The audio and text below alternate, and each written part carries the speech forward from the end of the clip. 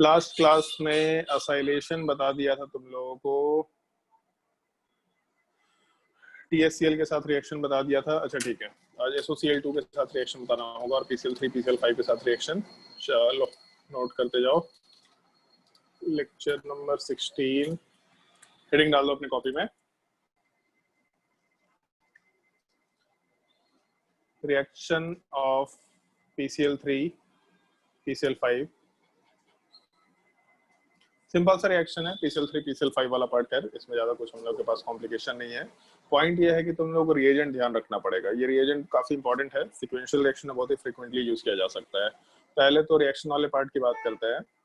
अगर हम लोगों का एक एल्कोहल का रिएक्शन हम लोग PCl3 PBr3 बेसिकली PX3 के साथ कराए, ठीक है, PCl3 PBr3 से मतलब नहीं है, तो प्रोडक्ट वाले पार्ट में RX का फॉर्मेशन होता है और साथ ही साथ अगर हम लोग का यहाँ PX3 है तो प्रोडक्ट वाले पार्ट में हम लोगों को S3PO3 भी मिलता है। ये एक पार्ट इसमें याद रखना है। जैसे अभी तक हम जब भी कभी रिएक्शंस की बात कर रहे थे तो उसमें प्रोडक्ट हम एक ही बताते थे जो कार्बन से एसोसिएटेड था, बट अभी हम कार्बन के अलावा एक और भी प्रोडक्ट की बात कर रहे हैं जो कार्बन से एसोसिएटेड नहीं है।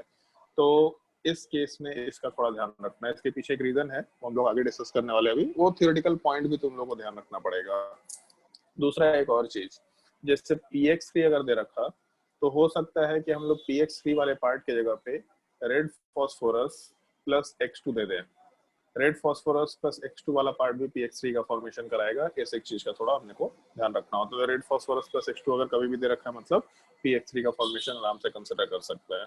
एक चीज सोच के देखो कि हम लोगों के PX3 वाले पार्ट में हम लोगों को 3 ऑक्सीजन 3 हाइड्रोजन चाहिए, तो डेफिनेटली हम लोगों का एक OH ग्रुप एक हाइड्रोजन एक ऑक्सीजन तो दे सकता है, लेकिन बाकी कहाँ से आएगा? तो ये रिएक्शन वाले पार्ट में पूरा का पूरा रिएक्शन ध्यान रखना है कि 3 मोल ROH एक PX3 के साथ रिएक्शन करके आराम से 3 मोल अल्काइल हैलाइड बनाएगा और साथ ही साथ एक S3PO3 का फॉर्मेशन कराएगा। ये पूरा रिएक्शन अपने को ध्यान रखना है। रिएक्शन नोट कर लो। पहले हम लोग रिएक्शन का हेडिंग जो है वो PCl3 PCl5 भी लिखा करेंगे, लेकिन PX3 मतलब PBr3 भी हो सकता है, PI3 भी हो सकता है, PBr5 हो सकता है, PI5 नहीं हो सकता क्योंकि PI5 एग्जिस्ट नहीं करता, स्टेबल कंपाउंड नहीं है। ये तुमको P ब्लॉक में पता चल जाएगा।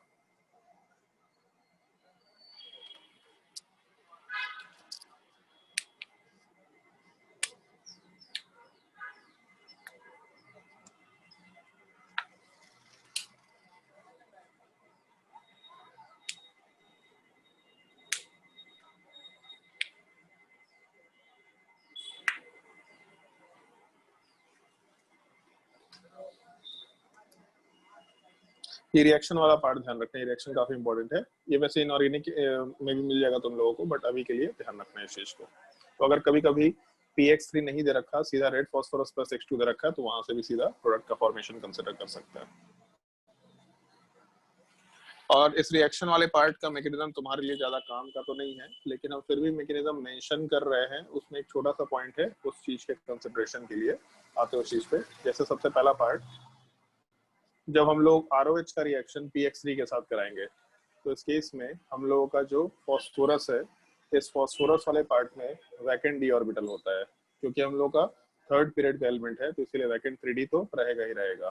तो अगर वैकेंट ऑर्बिटल है इसका मतलब हम लोग इलेक्ट्रोफाइल बोल सकते हैं। एक ये रीजन था जिसकी वजह से इसको मेंशन किया हम। ऑक्सीजन अपना लोन पेयर इसमें कोऑर्डिनेट करेगा। जब लोन पेयर कोऑर्डिनेट करेगा तो इस केस में ऑक्सीजन के ऊपर प्लस चार्ज आएगा और फॉस्फोरस के ऊपर 3 हैलोजन वाला पार्ट है, ऐसा हम लोग मेंशन करके चल रहे हैं, वो वैसे ही रहेगा। और एक कोऑर्डिनेट बॉन्ड में जो लोन पेयर कोऑर्डिनेट करता है उसको प्लस चार्ज, जिसके ऊपर लोन पेयर कोऑर्डिनेट हुआ उसके ऊपर माइनस चार्ज मेंशन कर सकते हैं। इस पार्टिकुलर स्टेप के बाद यहाँ से हैलोजन वाला पार्ट अपने आप हटता है। तो ये जो हैलोजन वाला पार्ट हटा, इसके वजह से अपने प्रोडक्ट में R के साथ ऑक्सीजन, इसके ऊपर हाइड्रोजन प्लस चार्ज, फॉस्फोरस के ऊपर 2 क्लोरीन वाला पार्ट बचा रहेगा, ऐसा बोल सकते हैं। तो ये जो X वाला पार्ट हटा वो X माइनस के फॉर्म में हटेगा। वही X माइनस वाला पार्ट आराम से हम लोग के इस कंपाउंड के साथ रिएक्शन कर सकता है, ऐसा बोल सकते हैं। या फिर हम लोगों को H प्लस हटाने की भी जरूरत नहीं है। हम लोग का ये जो स्टेप है वो थोड़ा इंपॉर्टेंट रहता है, थोड़ा ध्यान रखना इस चीज को।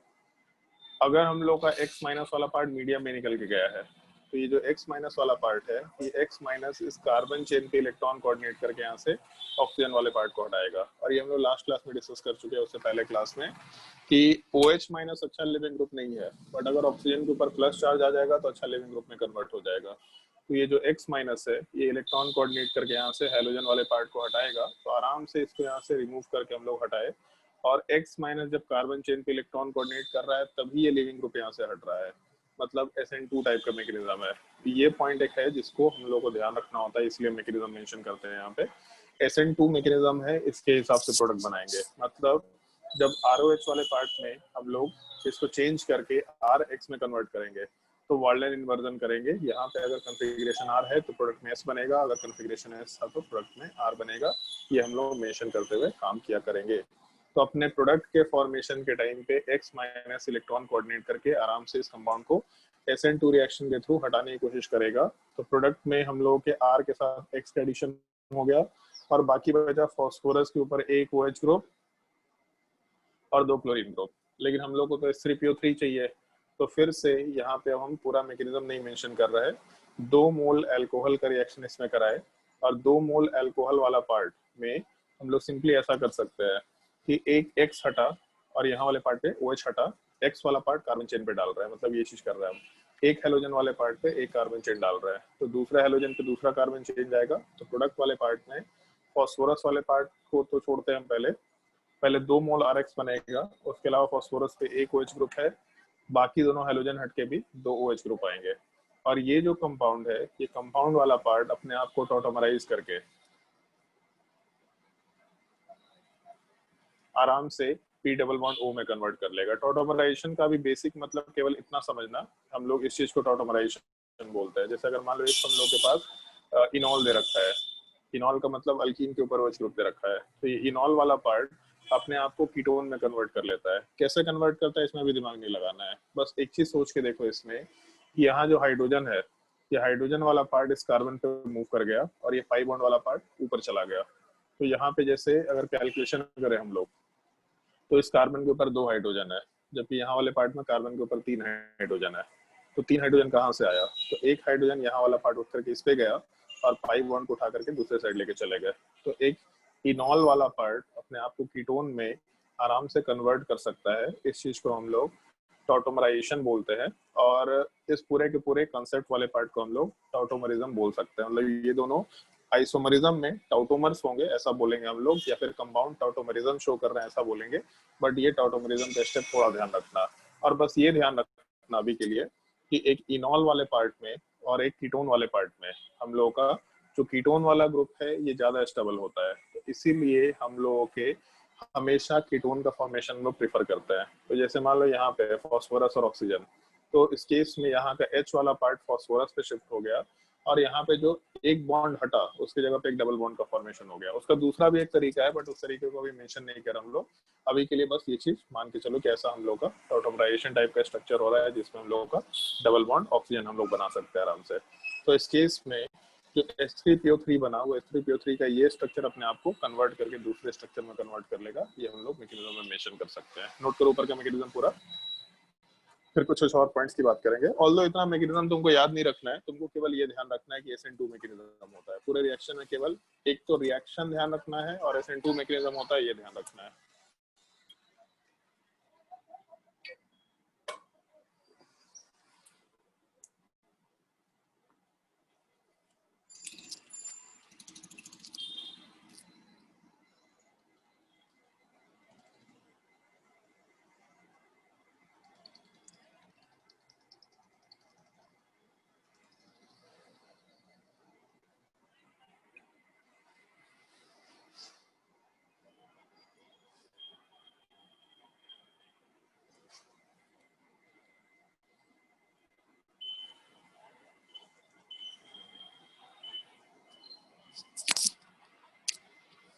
और एक काम करो, एक और छोटा सा काम करो, जो हम लोग का रिएक्शन दे रखा है इसमें भी ये चीज मेंशन कर लो। रिएक्शन वाले पार्ट में भी यहाँ पे SN2 मैकेनिज्म मेंशन कर लो, ये इंपॉर्टेंट होगा।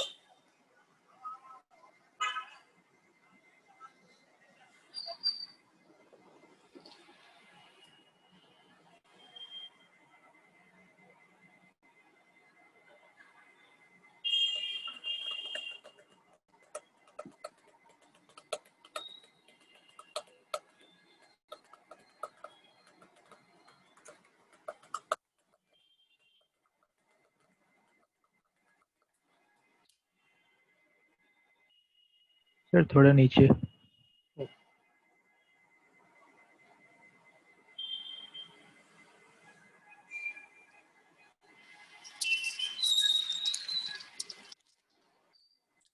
हम लोग इस बार का जी एडवांस का रिजल्ट भी अच्छा रहा। 6 लोगों का अभी तक तो रिजल्ट मालूम पड़ गया कि 6 लोगों का सिलेक्शन हो गया। ऐसे रैंक बहुत अच्छा तो नहीं बोल सकते, 8,000 रैंक हाईएस्ट है, लेकिन ठीक है, हम लोग 6 लोगों का सिलेक्शन हो गया है। उसमें से 4 लोगों को तो आईआईटी मिल जाएगा जो हमको लगता है। बाकी 2 लोगों का रैंक अच्छा नहीं है, उनका 22,000 रैंक है, 18,000 रैंक, उनको आईआईटी तो नहीं मिलेगा। और ठीक है, हम लोग ड्रॉप करेंगे, आराम से ड्रॉप करके तैयारी करेंगे फिर से। पर ठीक रहा इस बार का रिजल्ट, ओवरऑल ठीक ठीक रहा है। कुछ कुछ लोग गलती किया है, अगर गलती नहीं किया तो तुम लोग का रैंक आराम से 5,000 6,000 तक होना चाहिए था, जिन लोगों का 22,000 रैंक आया है। नोट करो पहले मैकेनिज्म।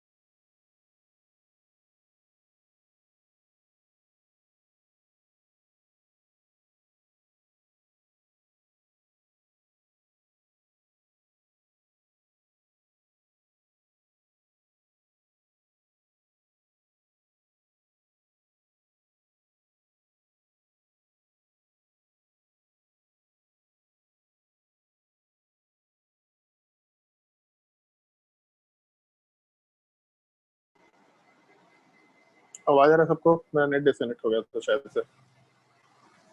Yes sir. अगर नोट कर लिया होगा तो इसके नीचे मैकेनिज्म वाले पार्ट से रिलेटेड कुछ पॉइंट्स है, उन पॉइंट्स पर थोड़ा ध्यान रखना है, नोट लिख करके पॉइंट मेंशन करते जाओ। सबसे पहला पॉइंट हम लोग ये कंसिडर कर सकते हैं आराम से, एक तो SN2 मैकेनिज्म है। SN2 mechanism, therefore inversion of configuration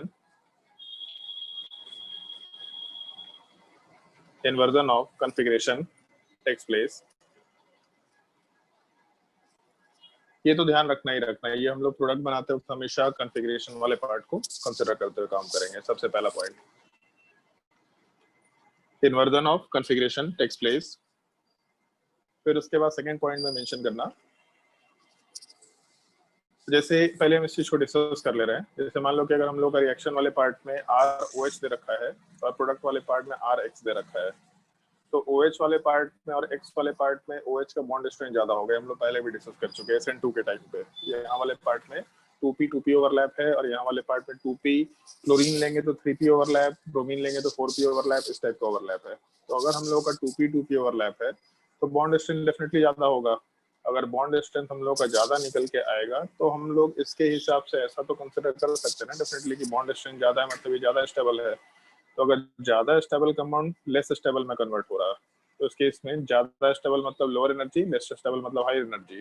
जब लोअर से हायर में जाएंगे तो इस केस में एंडोथर्मिक रिएक्शन होगा, और एंडोथर्मिक रिएक्शन का मतलब है कि हीट रिक्वायर्ड होगा। अगर हीट रिक्वायर्ड है तो SN2 नहीं होगा, फिर एलिमिनेशन टाइप की चीज होने लगेगा। तो करा तो हम लोग SN2 ही रहे हैं और हीट भी रिक्वायर्ड होना चाहिए था क्योंकि बॉन्ड स्ट्रेंथ कम है। तो बिना हीट की ये रिएक्शन कैसे हो पा रहा है, ये एक पॉइंट थोड़ा अपने को ध्यान रखना है।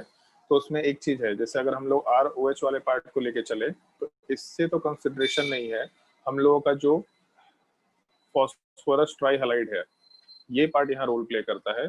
हम लोग का जो H3PO3 का फॉर्मेशन हुआ, उस H3PO3 के फॉर्मेशन में ये P डबल बॉन्ड O वाला पार्ट, ये डबल बॉन्ड का फॉर्मेशन हम लोगों के बॉन्ड स्ट्रेंथ को काफी ज्यादा बढ़ा देता है। तो प्रोडक्ट के केस में जैसे ऐसा है कि रिएक्टेंट में ये दोनों रिएक्टेंट को मिला करके हम लोग का एनर्जी कितना है और दोनों प्रोडक्ट को मिला के एनर्जी कितना है। अगर इसकी बात करें तो ये कार्बन चेन के रिस्पेक्ट में कार्बन वाले पार्ट में अल्कोहल ज्यादा स्टेबल होगा, लेकिन इन दोनों की अगर बात करें हम लोग तो इस केस में डबल बॉन्ड ऑक्सीजन का जो फॉर्मेशन हो रहा है ये पूरे के पूरे प्रोडक्ट साइड वाले पार्ट को बहुत ज्यादा स्टेबिलिटी दे रहा है। इस वजह से रिएक्शन फिजिबल हो पाता है। तो हम लोगों के इस पॉइंट को हम लोग को बहुत इंपॉर्टेंटली ध्यान रखना होता है। ये सवाल अगर पूछेगा तो सिंपल थ्योरेटिकल पॉइंट के जैसा ही पूछेगा, सिंपली ये चीज मेंशन करना है यहाँ पे, नोट कर लो point. Formation of P double bond O is the driving force of the reaction.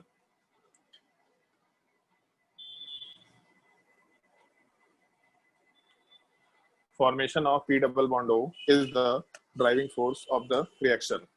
जो फॉस्फोरस डबल बॉन्ड ऑक्सीजन का फॉर्मेशन है यही हम लोग के पूरे रिएक्शन का ड्राइविंग फोर्स है, ऐसा हम लोग मेंशन करते हुए काम कर रहे हैं। Is the driving force of the reaction.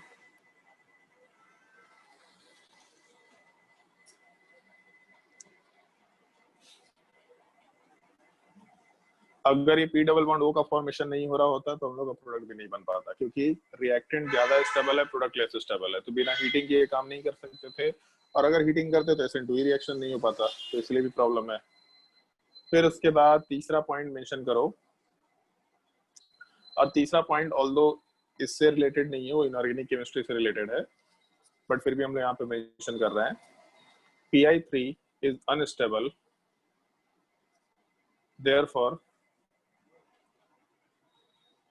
prepared in the reaction mixture.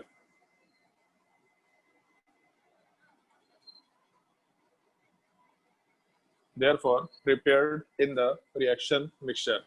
जो Pi3 वाला पार्ट है वो अनस्टेबल नेचर का होता है, इसलिए रिएक्शन मिक्सचर में ही प्रिपेयर किया जाता है। मतलब रिएक्शन का जो मिक्सचर होगा उसी में हम लोग फॉस्फोरस डालेंगे, आयोडीन डालेंगे और Pi3 वाले पार्ट का फॉर्मेशन कराएंगे। तो इस तरह के केस में हम लोग ये वर्ड यूज करते हैं। शायद ये वर्ड बायोलॉजी में सुना होगा कभी, इन सीटू वर्ड सुना है कभी?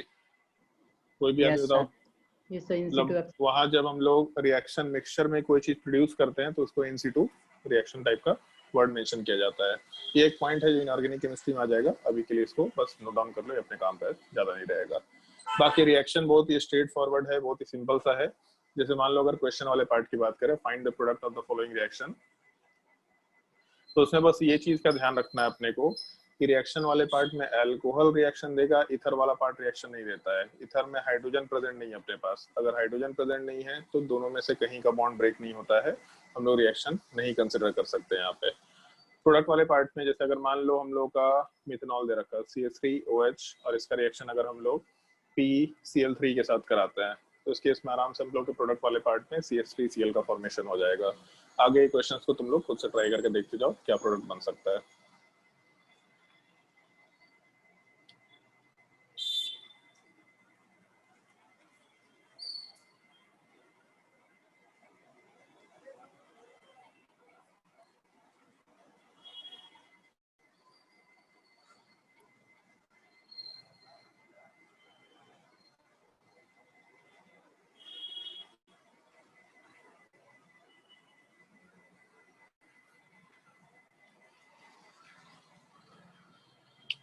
ट्राई करके देखो सवाल।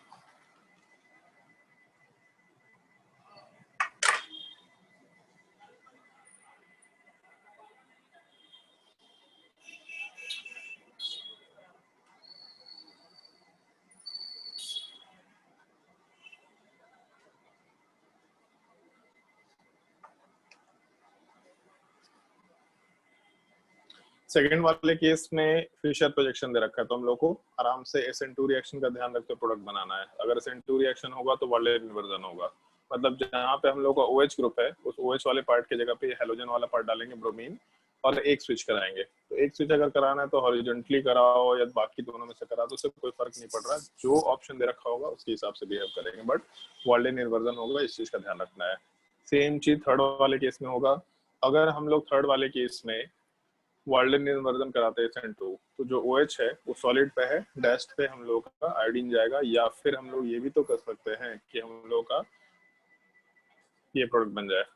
ये बन सकता है क्या यस थर्ड सर। वाले केस में? बोलो भैया, बन सकता है क्या? हाँ सर। ये बनेगा पहला वाला पार्ट कि ये दूसरा वाला पार्ट बनेगा?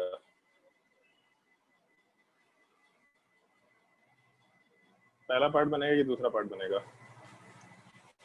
फिर दोनों सेम ही है। हाँ दोनों तो सेम है, बस उल्टा देख रहे हैं। उल्टा देख रहे हैं तो इसलिए दोनों सेम है, दोनों में से कुछ भी बना दो, कोई दिक्कत नहीं है। हम लोग का दिमाग ये काम करेगा कि सेकंड वाला पार्ट बनना चाहिए, लेकिन पहला वाला सेम है तो कोई दिक्कत नहीं है। अरे भाई लग गया क्या? इसके बाद एक लास्ट रिएक्शन अल्कोहल का, हेडिंग डाल दो अपने कॉपी में, reaction with SOCl2, reaction with SOCl2, और ब्रैकेट में लिख लेना ये नाम इंपॉर्टेंट होता है, डार्जन्स मेथड। इनफैक्ट मेडिकल के लिए तो बहुत इंपॉर्टेंट होता है, ये नाम ध्यान रखना होता है, डार्जन्स मेथड। अगर हम लोग अल्कोहल के रिएक्शन SOCl2 के साथ करा रहे हैं तब भी उस केस में हम लोगों का प्रोडक्ट वाले पार्ट में आराम से, एक मिनट, प्रोडक्ट वाले पार्ट में आराम से हम लोग का अल्काइल हैलाइड वाले पार्ट का फॉर्मेशन होगा। अगर हम लोग SOCl2 ले लें या SOX2 ले लें, SOBr2 वाला पार्ट ले लें, उससे कोई दिक्कत नहीं है। इस चीज से हम लोग आराम से अल्काइल हैलाइड का फॉर्मेशन करेंगे।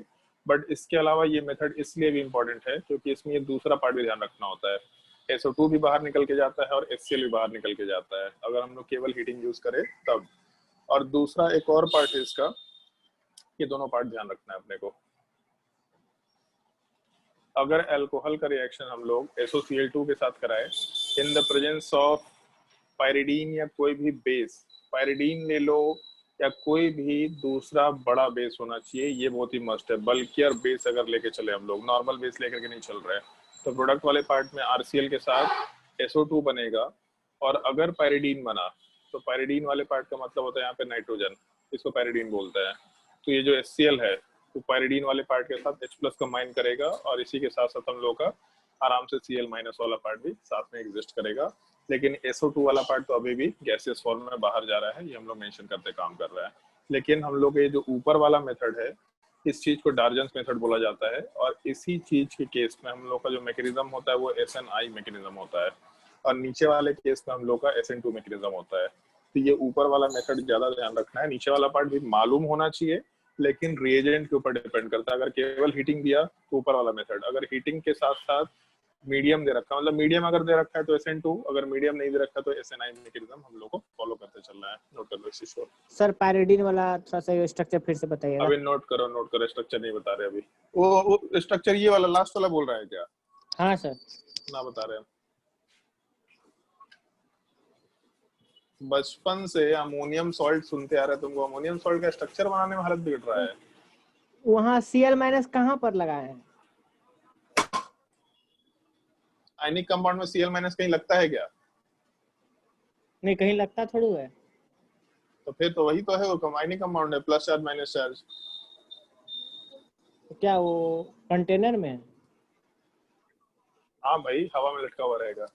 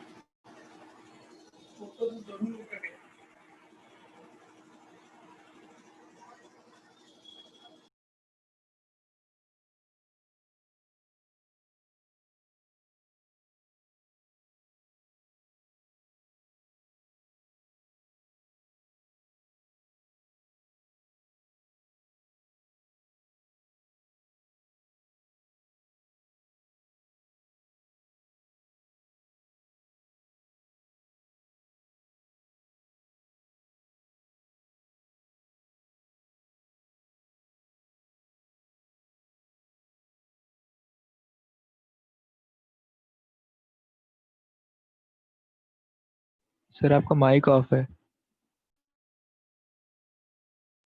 जब हम लोग का जो SNI मैकेनिज्म वाला पार्ट है इस चीज को हम लोग मेंशन करेंगे, SN2 वाला पार्ट हम लोग मेंशन नहीं करेंगे। बस ध्यान रखना है कि अगर हम लोग का पायरिडीन या बल्कियर बेस दे रखा, कोई भी बल्कियर बेस दे रखा, जैसे इस तरह का एक बेस अगर दे रखा है मान लो इस टाइप का, तो इसको भी कंसिडर कर सकते हैं। टेट्राहाइड्रोफ्यूरान अगर दे रखा तो इस चीज को भी कंसिडर कर सकते हैं, कोई दिक्कत नहीं है। तो अगर बल्कियर बेस दे रखा होगा तो बल्कियर बेस के केस में हम लोग आराम से SN2 मैकेनिज्म कंसिडर करते हुए काम कर सकते हैं, अदरवाइज हम लोग SNI मैकेनिज्म लिखेंगे। कुछ स्टेप तो हम लोग देख चुके हैं पहले, वो स्टेप में तो तुम लोग को दिक्कत नहीं आएगा। जैसे सबसे पहला स्टेप कि हम लोग का अल्कोहल वाला पार्ट है और SOCl2। तो लास्ट क्लास में एक पॉइंट मेंशन किए थे, एक बार नहीं 2 बार मेंशन किए थे, अभी इस चीज को तीसरी बार मेंशन कर रहे हैं। जब भी कोई एटम अपने से ज्यादा इलेक्ट्रोनेगेटिव एटम के साथ पाई बॉन्ड से अटैच्ड होगा तो इलेक्ट्रोफिलिक सेंटर बनेगा। मतलब अपना sulphur atom more electronegative oxygen से अटैच्ड है तो सल्फर को इलेक्ट्रोफिलिक सेंटर बोल सकते हैं। ऑक्सीजन वाला पार्ट यहाँ पे लोन पेयर कोऑर्डिनेट करके आराम से इसमें यहाँ से हटाएगा। तो प्रोडक्ट वाले पार्ट में हम इस स्टेप को चाहे तो एक ही बार में लिख सकते हैं। मतलब इसको अगर लिखे तो यहाँ पे ऑक्सीजन वाले पार्ट के ऊपर पॉजिटिव चार्ज, सल्फर के ऊपर O- वाला पार्ट, यहाँ पे क्लोरीन ऐसा दे रखा है। फिर ऑक्सीजन के ऊपर नेगेटिव चार्ज है, सल्फर के ऊपर इलेक्ट्रॉन कोऑर्डिनेट करके Cl हटाएगा। मतलब एक एटम के ऊपर अगर एक लिविंग ग्रुप है और एक न्यूक्लियोफाइल है तो न्यूक्लियोफाइल आराम से इलेक्ट्रॉन कोऑर्डिनेट करके लिविंग ग्रुप को हटाएगा। तो अपने प्रोडक्ट वाले पार्ट में R के साथ ऑक्सीजन, यहाँ वाले पार्ट पे पॉजिटिव चार्ज, सल्फर के ऊपर डबल बॉन्ड ऑक्सीजन, एक क्लोरीन और इसके साथ साथ Cl- वाला पार्ट। ये जो Cl- वाला पार्ट निकल के गया अपने, यही Cl- वाला पार्ट H+ के साथ कंबाइन करेगा। तो जब H+ के साथ कंबाइन करेगा तो यहाँ का ऑक्सीजन न्यूट्रलाइज हो जाएगा। मतलब प्रोडक्ट में R के साथ oxygen, sulphur double bond oxygen, chlorine. तो इतना मेहनत नहीं करते तो भी अपना काम चल जाता है। ये तुमको समझ में शायद आ रहा होगा कि हम क्या बोल रहे हैं। एक जगह से H हटाओ, एक जगह से Cl हटाओ, सीधा यह बन जाता है। पर ठीक है, बार बार इस चीज को मेंशन कर दे रहे हैं ताकि कोई दिक्कत ना हो। तो अपना H हटा ऑक्सीजन से और Cl हटा सल्फर से ये प्रोडक्ट बन गया। इसके बाद वाले स्टेप में फिर से यही चीज होता है ऑक्सीजन वाले पार्ट का। अब इस स्टेप का थोड़ा ध्यान रखना, ये स्टेप बहुत यूनिक टाइप के, इसको हम नीचे अलग से मेंशन कर रहे हैं।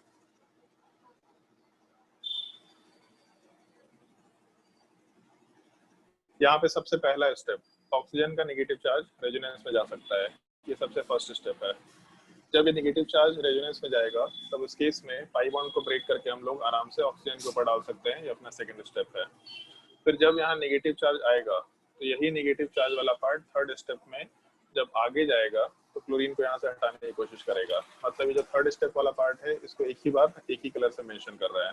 तो यहाँ पे सेकंड स्टेप में नेगेटिव चार्ज बना, अपने थर्ड स्टेप में ये नेगेटिव चार्ज सल्फर पे इलेक्ट्रॉन कोऑर्डिनेट करके यहाँ से Cl को हटाएगा, जो हम लोग ऊपर भी डिस्कस कर चुके हैं कि यहाँ वाले पार्ट में ऑक्सीजन के ऊपर माइनस चार्ज इलेक्ट्रॉन कोऑर्डिनेट करके क्लोरीन को हटा रहा है।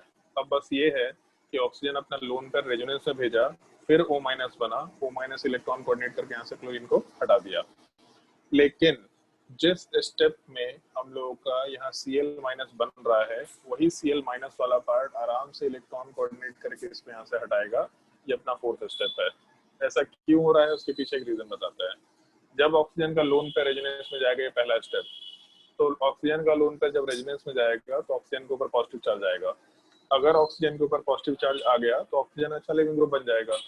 तो इस केस में जैसे ही ऑक्सीजन के ऊपर पॉजिटिव चार्ज आया, ये ऑक्सीजन अच्छा लिविंग ग्रुप बन गया, तो हम लोगों का क्लोरीन का माइनस चार्ज जैसा हम लिख देते हैं आर के साथ, एक मिनट, आर के साथ ऑक्सीजन डबल बॉन्ड सल्फर, और उसके अलावा यहाँ पे भी ऑक्सीजन का बॉन्ड ब्रेक करके पहले डाले, फिर से बॉन्ड वापस से बना दिए, मतलब डबल बॉन्ड ऑक्सीजन।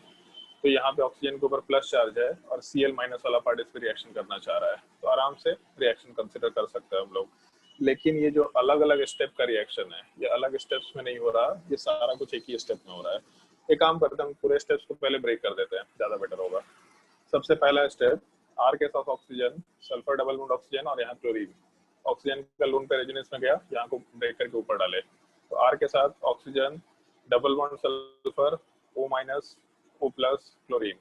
फिर सेकंड स्टेप में इलेक्ट्रॉन कोऑर्डिनेट करके ऑक्सीजन माइनस क्लोरीन को हटाएगा, तो आर के साथ oxygen double bond sulphur, double bond oxygen plus charge और यहाँ वाले पार्ट में क्लोरीन। और फिर यही क्लोरीन वाला जो पार्ट है, ये क्लोरीन वाला पार्ट इलेक्ट्रॉन कोऑर्डिनेट करके यहाँ से इसको हटाएगा, ये अपना थर्ड स्टेप। तो आर के साथ Cl और उसके अलावा SO2 वाला पार्ट। लेकिन ये जो 3 स्टेप में काम हुआ है ये सारा स्टेप एक ही बार हो रहा है। मतलब ये 3 स्टेप अलग अलग नहीं कर रहे हैं हम लोग, ये सारा स्टेप लोन पे रेजोनेंस में गया, बॉन्ड को ब्रेक करके ऊपर डाले, इसको हम स्टेप नंबर 1 मेंशन कर देते हैं। ये पहला स्टेप हो गया। फिर उसके बाद सेकंड स्टेप वाले पार्ट को अगर कंसीडर करें तो हम लोग का जो नेगेटिव चार्ज बना वो नेगेटिव चार्ज इलेक्ट्रॉन कोऑर्डिनेट करके सल्फर पे क्लोरीन को हटाया। तो ये जो दूसरा स्टेप है, ये जो दूसरा स्टेप वाला पार्ट है, ये दूसरा स्टेप वाला पार्ट फॉलो हो गया। और जो क्लोरीन के ऊपर माइनस चार्ज बन रहा है वो माइनस चार्ज वाला पार्ट आर के ऊपर कोऑर्डिनेट करके हम लोग इस ऑक्सीजन को यहाँ से हटा रहे हैं। ये अपना थर्ड स्टेप वाला पार्ट हो गया।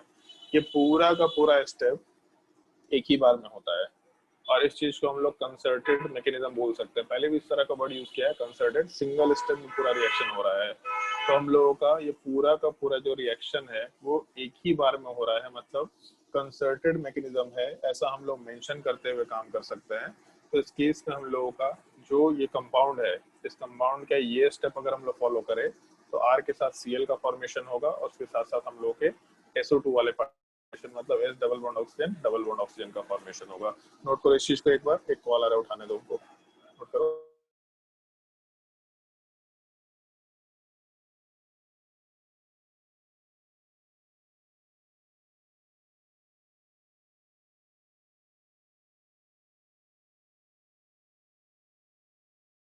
सर कहाँ से नोट करना है?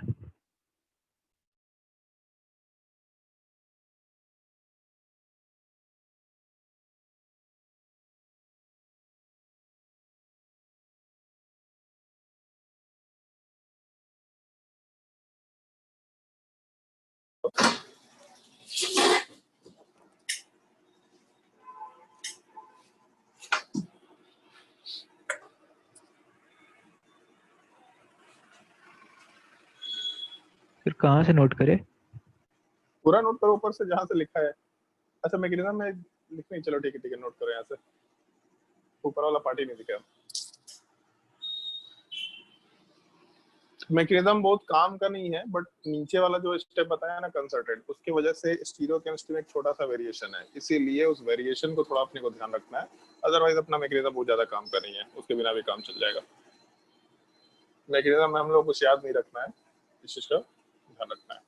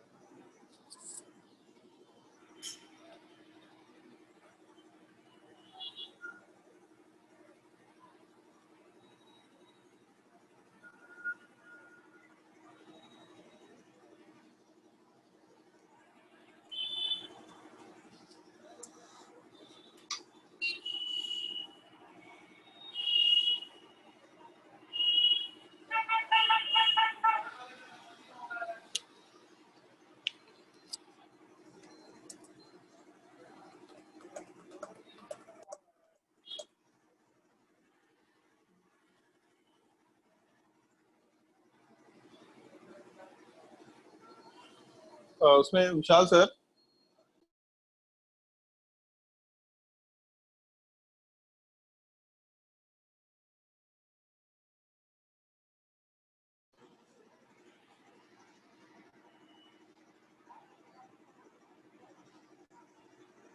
यहाँ पे एक हीटिंग वाला स्टेप बस मेंशन कर लेना। अगर हीट करेंगे तो RCl और ये कंपाउंड दोनों बन जाता है। नीचे का स्टेप अलग से मेंशन करेंगे, बट हीटिंग वाला पार्ट यहाँ पे मेंशन कर लेना।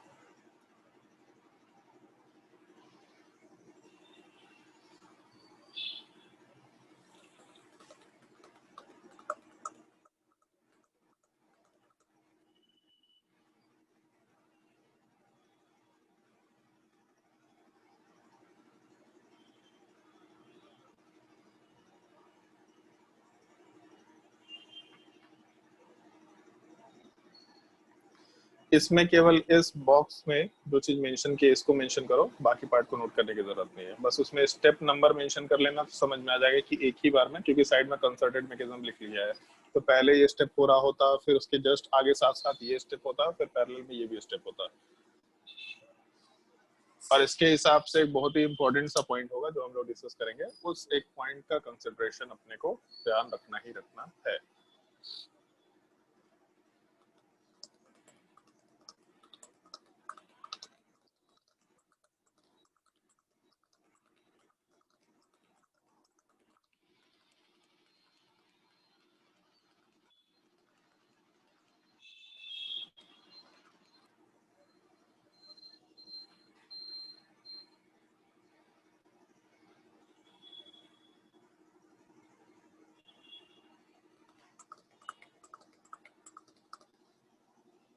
नीट में इस बार कट ऑफ कितना जाएगा भाई, कुछ मालूम पड़ रहा है तुम लोगों को? बहुत आसान आसान पेपर बोल रहा है सब, बहुत आसान पेपर था, बहुत आसान पेपर था टाइप से। 600 के तो ऊपर ही जाना चाहिए कट जनरल ऑफ के। 600 ऊपर जाएगा? अरे मजाक हाँ चल से रहा है क्या? कट ऑफ कट ऑफ 600 से ऊपर जाएगा? कितना भी आसान पेपर इतना आसान नहीं होता है, जो पेपर था उसको मालूम पड़ता है कि गलती क्या होता है। 600 नंबर कट ऑफ जाता है, समझ रहे हो तुम? 600 नंबर का मतलब तुम 9 छक 54 नहीं, 9 से 63 अप्रोक्सीमेटली तुम 88-89% की बात कर रहा है। बोर्ड का एग्जाम चल रहा है क्या? 560 जाएगा? 560 तो खैर लास्ट ईयर ही था, 570 तक जा सकता है आराम से, 600 नंबर नहीं जाएगा भाई। लास्ट ईयर में तो ऐसा ही पेपर था ना कि लास्ट ईयर बहुत ज्यादा आसान था, मतलब भारी था। लास्ट ईयर में ऐसा ही पेपर था, सिंपल टाइप का। लास्ट ईयर के पेपर के हिसाब से अगर कंसिडर करो तो थोड़ा रिलेटिवली आसान पेपर था, तो कट ऑफ थोड़ा और ऊपर हो सकता है जाए, लेकिन 570 तक बहुत है कॉलेज मिलने के लिए। कट ऑफ तो ऐसे नीट के नीचे ही होता है। 600 नंबर कट ऑफ बता रहा है, तो तुम लोगों तो छोड़ी दो पढ़ाई लिखाई, 600 नंबर तो कभी नहीं आने वाला। चलो ध्यान दो, हम लोग का जो स्टेप था उस स्टेप्स को मेंशन कर रहे हैं। आर के साथ oxygen, sulphur, double bond oxygen और क्लोरीन है। तो इस केस में सबसे पहले जैसे रेजोनेंस हुआ यहाँ पे, तो इलेक्ट्रॉन कोऑर्डिनेट किया है। अगर इलेक्ट्रॉन कोऑर्डिनेट किए तो यहाँ पे पाई बॉन्ड बन रहा है, और बनना भी है क्योंकि हम लोग का SO2 वाला पार्ट बन रहा था। तो यहाँ पाई बॉन्ड बन रहा है। तो इस केस में जब बॉन्ड का फॉर्मेशन हो रहा है तो हम लोग ऐसा मेंशन करते हुए काम कर सकते हैं आराम से कि अगर हम लोग का बॉन्ड का फॉर्मेशन हो रहा है तो यहाँ पे पार्शियल बॉन्ड आराम से मेंशन किया जा सकता है, सबसे पहला चीज। फिर दूसरा, जो ये दूसरा ऑक्सीजन है सल्फर के साथ, इसका बॉन्ड पहले ब्रेक हो रहा है फिर बन भी रहा है, तो चलो ठीक है, ब्रेक हो रहा है बन रहा है मतलब पार्शियल बॉन्ड कैरेक्टर इधर भी आएगा, बोल सकते हैं। सल्फर क्लोरीन का बॉन्ड ब्रेक हो रहा है, और ब्रेक होने का मतलब है यहाँ पे भी पार्शियल बॉन्ड आएगा। क्लोरीन कार्बन का बॉन्ड बन रहा है, इसका मतलब यहाँ पे भी पार्शियल बॉन्ड आएगा। और ऑक्सीजन कार्बन का बॉन्ड ब्रेक हो रहा है, मतलब यहाँ पे भी पार्शियल बॉन्ड आएगा। ये ऑक्सीजन का डबल बॉन्ड बनना, क्लोरीन का सल्फर के साथ बॉन्ड ब्रेक होना, क्लोरीन का कार्बन के साथ बॉन्ड बनना, कार्बन का ऑक्सीजन के साथ बॉन्ड ब्रेक होना, ये सारा चीज एक ही बार में हो रहा है, हमें काम करते हैं, कंफ्यूजन ना हो इसीलिए हम लोगों का सल्फर क्लोरीन का बॉन्ड ब्रेक हो रहा है, आर ऑक्सीजन का बॉन्ड ब्रेक हो रहा है। तो जो बॉन्ड ब्रेक हो रहा है उसको हम लोग दूसरे कलर से मेंशन कर दिए, बाकी को हम ब्लू कलर से मेंशन कर दिया है। तो इस केस में हम लोगों का जो ट्रांजिशन स्टेट है, वो ट्रांजिशन स्टेट वाले पार्ट में एक साइक्लिक ट्रांजिशन स्टेट निकल के आ रहा, वो भी 4 मेंबर्ड रिंग का। तो 4 membered cyclic transition state word mention कर सकते हैं हम लोग इस कंपाउंड के केस में। पहले एक इन्फॉर्मेशन ये ध्यान रखना है अपने को कि अगर इसका रिएक्शन कराते हैं तो 4 मेंबर्ड साइक्लिक ट्रांजिशन स्टेट बन सकता है, सबसे पहला चीज। दूसरा, एक चीज सोच के देखो, जैसे अभी तक जब हम लोग SN2 रिएक्शन कराते थे तो लिविंग ग्रुप जिधर होता था, न्यूक्लियोफाइल हमेशा उसके पीछे साइड से अटैक करता था। बट यहाँ वाले केस में जो ऑक्सीजन लिविंग ग्रुप है, वो जिस साइड से हट रहा है, हम लोग का न्यूक्लियोफाइल वाला पार्ट उसी साइड से ऐड हो रहा है। तो अभी तक हम लोग का लिविंग ग्रुप जिधर साइड से हटता था उसके अपोजिट साइड से जब न्यूक्लियोफाइल ऐड होता था तो वाल्डेन इन्वर्जन हो जाता था। बट अभी यहाँ पे हम लोग का लिविंग ग्रुप वाला पार्ट जिधर से हट रहा है उसी साइड से न्यूक्लियोफाइल ऐड भी हो रहा है।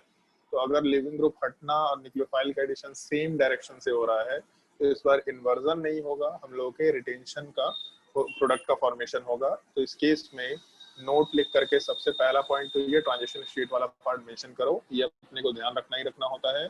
और दूसरा पॉइंट, SNI मैकेनिज्म इसीलिए हम लोग बोलते भी है, यहाँ वाले पार्ट में हम लोग रिटेंशन ऑफ कॉन्फ़िगरेशन करते हैं। रिटेंशन ऑफ कॉन्फ़िगरेशन का मतलब अगर कॉन्फ़िगरेशन रिएक्टेंट में आर है तो प्रोडक्ट में भी आर ही रहेगा। अभी तक कोई भी ऐसा रिएक्शन नहीं आया था जहाँ पे कॉन्फ़िगरेशन रिटेन हो रहा हो, आइदर इन्वर्ट हो रहा था, नहीं तो रिटेंशन प्लस इन्वर्जन मिल रहा था। यहाँ पे केवल रिटेंशन ऑफ कॉन्फ़िगरेशन है, इसलिए भी ये रिएक्टेंट में डार्जन्स मेथड इंपॉर्टेंट है। अगर हम लोग पायरिडीन यूज कर ले या कोई दूसरा बेस यूज कर ले तो फिर से SN2 हो जाएगा, मतलब वहां पे कॉन्फ़िगरेशन वापस से उल्टा हो जाएगा। लेकिन अगर केवल हीटिंग दिया विदाउट एनी मीडियम, तब उस केस में हम लोग retention of configuration SNI mechanism के थ्रू कंसीडर कर सकते हैं।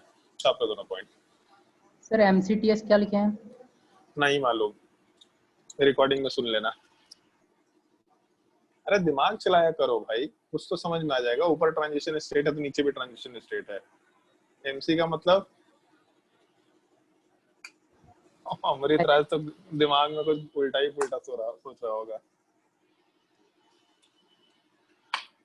यहाँ पे मेंबर्ड साइक्लिक वर्ड यूज करा हम लोग, सी वाला part cyclic, 4 membered cyclic transition state.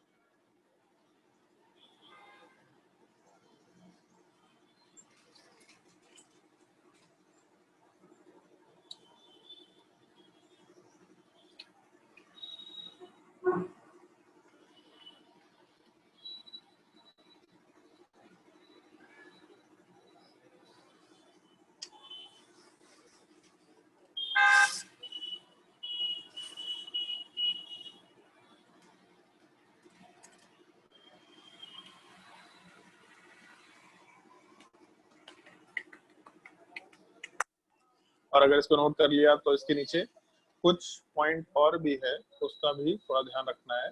Some other reactions, मतलब रिएजेंट सेम है लेकिन बाकी रिएक्शंस का भी। अच्छा नहीं सॉरी, नोट में एक और पॉइंट ध्यान रखना है, ये भी पॉइंट काफी इंपॉर्टेंट है थ्योरेटिकली। पॉइंट नोट कर लो। SOCl2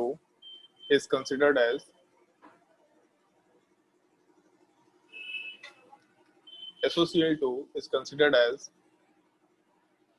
the best reagent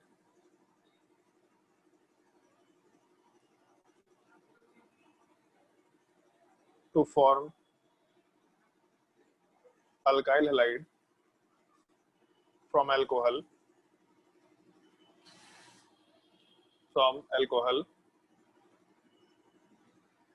as gaseous living group SO2 is formed। हम लोग का लिविंग ग्रुप वाला पार्ट गैसियस नेचर का SO2।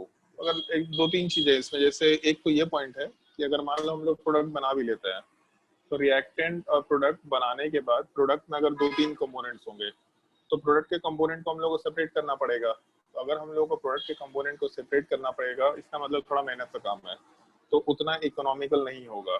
लेकिन अगर हम लोग का गैसियस लिविंग ग्रुप है तो रिएक्शन हुआ और लिविंग ग्रुप अपने आप हट गया, तो अपना लिविंग ग्रुप अपने आप हट गया तो केवल प्योर प्रोडक्ट वाला पार्ट अपने पास बचा रहेगा। ये एक छोटा सा कंसिडरेशन है जो हम लोग के लिए काफी इंपॉर्टेंट है। मतलब अगर हम लोग SOCl2 के साथ रिएक्शन कराते हैं तो SO2 एक गैसियस लिविंग ग्रुप है जिसका सेपरेशन बहुत इजी है, सबसे पहला चीज। दूसरा, अगर हम लोगों का प्रोडक्ट में गैसियस कंपोनेंट बन रहा है तो एक छोटा सा पॉइंट ध्यान रखना कि हम लोगों का प्रोडक्ट में अगर गैस बन रहा है, मतलब प्रोडक्ट के साइड में एंट्रोपी बहुत हाई होगा। तो सॉलिड लिक्विड गैस में सबसे फ्री स्टाइल, सबसे फ्रीडम गैस के पास होता है, फिर लिक्विड के पास, फिर सॉलिड के पास। सॉलिड का स्ट्रक्चर रिजिड होता है, जितना रिजिड स्ट्रक्चर एंट्रोपी उतना ही कम, जितना गैसियस फॉर्म एंट्रोपी उतना ही हायर बोला जा सकता है। तो हम लोगों का प्रोडक्ट में अगर गैस मिल रहा है, इसका मतलब प्रोडक्ट के साइड का एंट्रोपी बहुत हाई है। और कोई भी रिएक्शन में अगर एंट्रोपी वाला पार्ट बढ़ रहा होता है तो रिएक्शन बहुत फिजिबल नेचर का होता है। मतलब अगर हम लोग का कोई भी रिएक्शन ऐसा हो जिसमें प्रोडक्ट के साइड में एंट्रोपी वाला पार्ट बढ़ रहा हो, इन जनरल बोल रहे हैं, मतलब ऐसा कोई रूल नहीं है कि हमेशा कोई भी रिएक्शन जिसमें एंट्रोपी वाला पार्ट बढ़ेगा तो उसमें रिएक्शन फिजिबल ही है, और भी फैक्टर्स के ऊपर कंसिडरेशन होता है। लेकिन जनरली कोई भी रिएक्शन में अगर प्रोडक्ट वाला पार्ट का एंट्रोपी हाइयर है तो इसका मतलब हम लोग का रिएक्शन वाला पार्ट फिजिबल नेचर का है। तो हम लोग का जो गैसियस लिविंग ग्रुप है वो पूरे प्रोडक्ट के साइड की एंट्रोपी को हाई करके रखेगा, जिसकी वजह से रिएक्शन भी फिजिबल होता है। तो एक तो फिजिबल रिएक्शन है और दूसरा प्रोडक्ट का सेपरेशन भी काफी इजी होता है। तो इसीलिए हम लोग इस मेथड वाले पार्ट को बेस्ट मेथड कंसिडर कर सकते हैं। हम लोग कहीं भी ऐसा सवाल पूछा जा सकता है, which is the best reagent to convert this alcohol into this alkyl halide. तो उसके इसमें SOCl2 या SOBr2 ये वर्ड थोड़ा अपने को ध्यान रखते हुए काम करना होगा। नोट कर लो इस पॉइंट को। और इसको नोट करने के बाद सम अदर रिएक्शंस भी ध्यान रखना। Some other reactions of PCl3 या फिर PX3 कर लेते हैं, PX3 और SOH2, मतलब दोनों ही ये कंपाउंड वाले पार्ट रिएक्शन दे सकते हैं, जिसमें जैसे एक रिएक्शन तो हम लोग डिस्कस कर चुके हैं कि अगर हम लोग का अल्कोहल रहेगा तो RX बनेगा, बट अगर हम लोगों का अल्कोहल के जगह पे कार्बोक्सिलिक एसिड रहेगा तो इस केस में हम लोगों का जो OH वाला ग्रुप है ये चीज हटेगा, यहाँ पे हेलोजन वाला पार्ट आएगा। ये हम लोग का कार्बोक्सिलिक एसिड में रिएक्शन आएगा, बट हम यहीं पे मेंशन कर रहे हैं। कार्बोक्सिलिक एसिड में जो OH है उसको हटा के हेलोजन हम लोग लगा के असाइल हैलाइड बना सकते हैं। लेकिन हम लोगों का जो एल्डिहाइड कीटोन है उसमें भी हम लोग रिएक्शन करा सकते हैं। अगर हम लोग का एल्डिहाइड और कीटोन होगा तो इस केस में हम लोगों के रिएक्शन वाले पार्ट में ये पॉइंट थोड़ा ध्यान रखना है अपने को कि जो डबल बॉन्ड ऑक्सीजन है उसके जगह पे 2 हेलोजन लगेगा। मतलब एक ऑक्सीजन का बॉन्ड ब्रेक होगा तो एक हेलोजन, दूसरे ऑक्सीजन का बॉन्ड ब्रेक होगा तो दूसरा हेलोजन। कोई लोग पूछ सकता है कि सर ऊपर तो 3 ऑक्सीजन का बॉन्ड है तो 3 हेलोजन लगना चाहिए, लेकिन पॉइंट क्या होता है कि जैसे ही एक हेलोजन लग जाता है तो जब दूसरा हेलोजन अटैच होने आता है तो पहला हेलोजन हट जाया करेगा। तो इसीलिए एक हेलोजन लगने के बाद दूसरा हेलोजन अटैच नहीं हो पाता है, क्योंकि डबल बॉन्ड ऑक्सीजन जैसा था वैसे ही रह जाता है। तो इसलिए ध्यान रखना, अगर एल्डिहाइड कीटोन रहा तो एल्डिहाइड कीटोन में डबल बॉन्ड ऑक्सीजन हट करके 2 हेलोजन वाला ग्रुप अटैच होगा।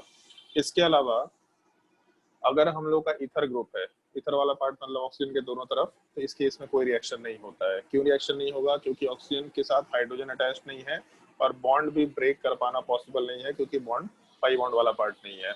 और इसके बाद फिर हम लोगों का एक इपॉक्साइड का रिएक्शन होता है, इसको थोड़ा ध्यान रखना। अगर इपॉक्साइड होगा तो सिंपली दोनों बॉन्ड को ब्रेक करना और दोनों बॉन्ड को ब्रेक करके दोनों कार्बन के ऊपर हेलोजन अटैच कर सकते हैं। तो इपॉक्साइड के केस में हम लोग का दोनों कार्बन जिसके ऊपर ऑक्सीजन अटैच्ड है दोनों पे हेलोजन से एडिशन होगा।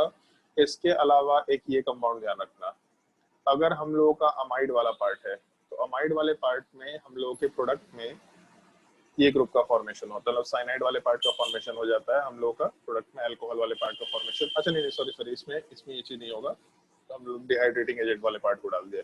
इसमें हम लोग का इतना ही रिएक्शन रह जाएगा। ये सब रिएक्शंस नोट कर लो। ये कुछ रिएक्शंस है जिनको याद रखना होगा, कहीं भी ये रिएक्शन होता है सीधा ये सब रिएक्शंस के प्रोडक्ट मालूम होने चाहिए।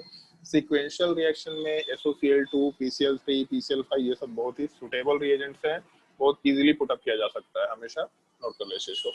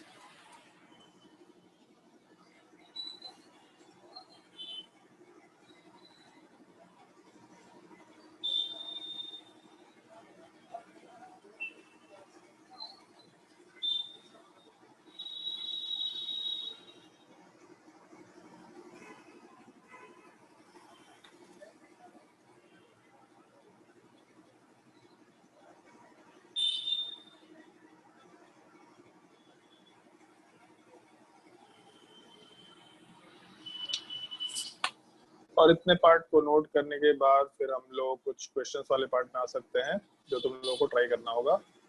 बुकलेट में फटाफट होमवर्क नोट करते जाओ। इससे सबसे पहला चीज तो एक्सरसाइज 1 वाले पार्ट में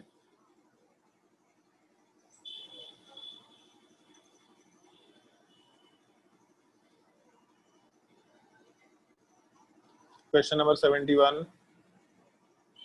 72, 69, 71, 72,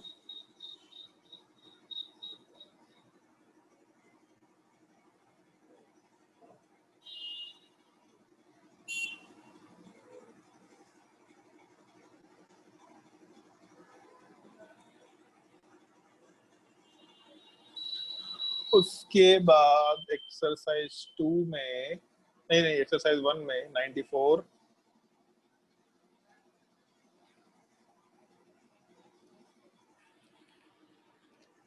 उसके बाद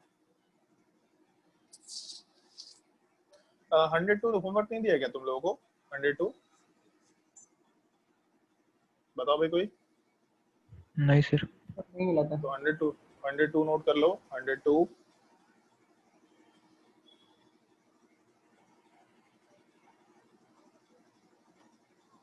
उसके बाद तो अगले में एक्सरसाइज में चेंज करना ही पड़ेगा। Question number 2 exercise 3 question number 2 question number 1 ये सब एल्कीन के प्रिपरेशन का ही मेथड है। तो एक्सरसाइज 3 में question number 1 question number 2 question number 3 4 5 6 7 तुम लोग को ओजोन लिसिस बताया कि नहीं बताया? हाँ सर। बता दिया है। क्वेश्चन नंबर 9 10 11 नहीं 11 नहीं question number 9 10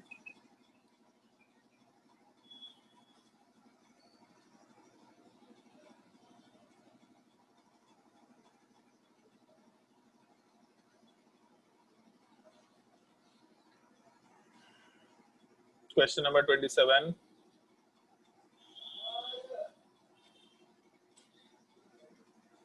heat of hydrogenation पढ़ रखा है तुम लोग? Yes sir. 28 तुम लोगों को टॉपिक बताने से भी टेंशन होता होगा कि जैसे ही टॉपिक बताएंगे वो सवाल मिल जाएगा। 29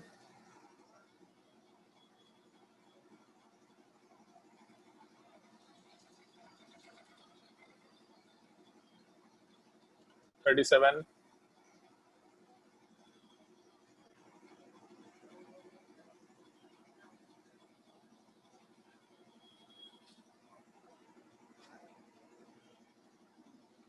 क्वेश्चन नंबर 10 ये हम लोग लास्ट क्लास में भी शायद डिस्कस किए थे इस तरह का सवाल।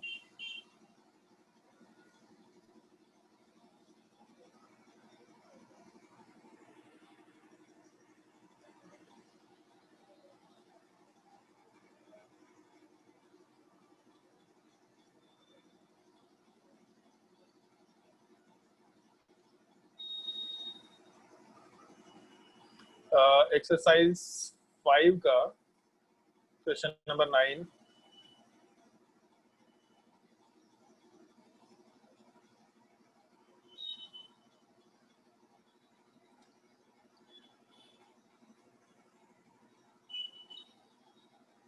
उसके बाद एक्सरसाइज 6 में question number 1 question number 2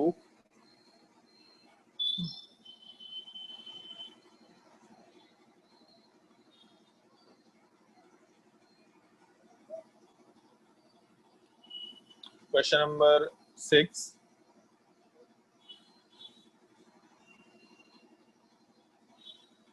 8 10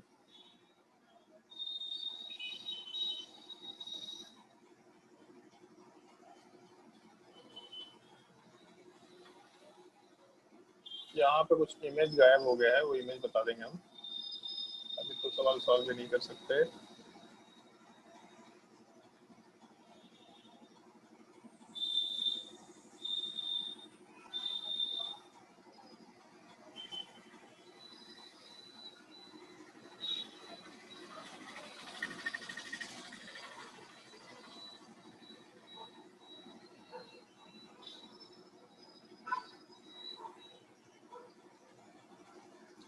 question number 32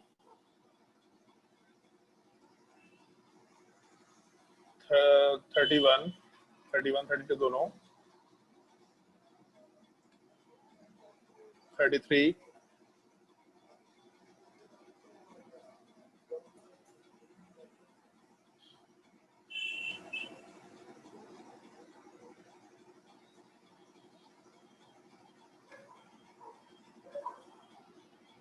45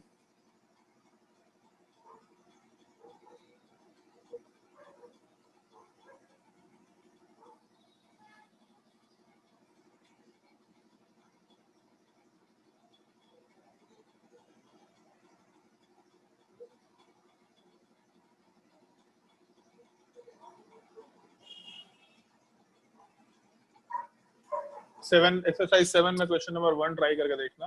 exercise 7 question number 1।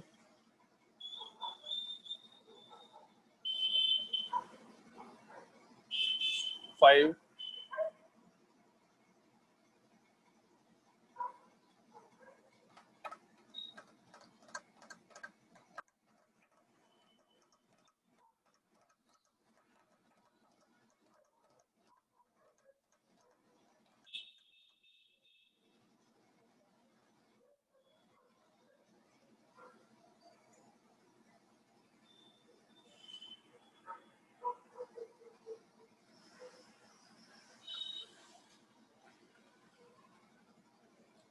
Exercise number 9 में क्वेश्चन नंबर 2 3 1 एक्सरसाइज 9 1 2 3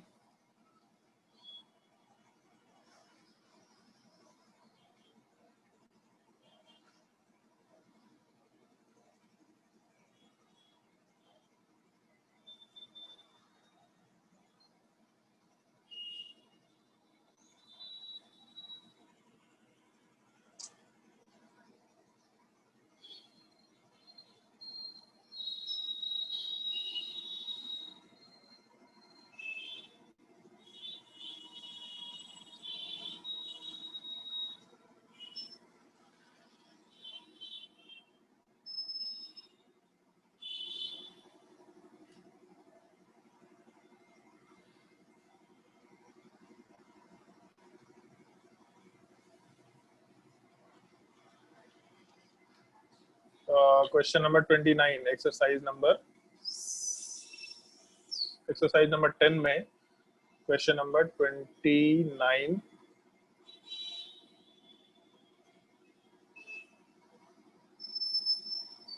33 43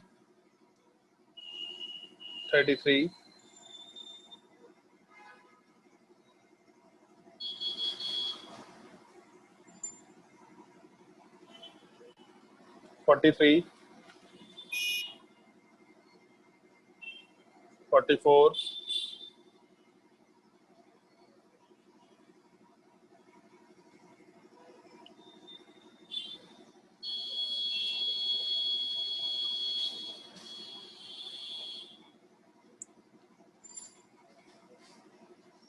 ठीक है, इतने क्वेश्चन ट्राई करो फिर उसके बाद हम लोग आराम से अल्काइल हाइड वाले पार्ट का सबसे लास्ट टॉपिक, अल्काइल हाइड तो नहीं बट ईथर वाले पार्ट का हम लोग ईथर का प्रिपरेशन कैसे हो सकता है, एक मेथड है विलियमसन सिंथेसिस वाला पार्ट, और उसके बाद फिर हम लोग का दूसरा एक और मेथड वाला पार्ट चलेगा, मेथड नहीं उसके बाद उसका एक रिएक्शन वाला पार्ट चलेगा।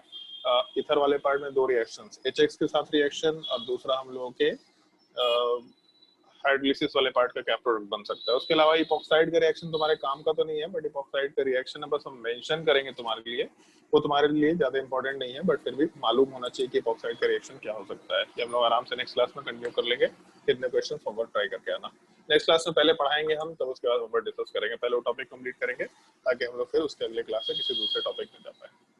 कोई डाउट है किसी को तो पूछ सकता है आराम से, कहीं का कोई भी डाउट, कोई ग्रुप वगैरह में डाउट डाला था क्या? बोलो भाई।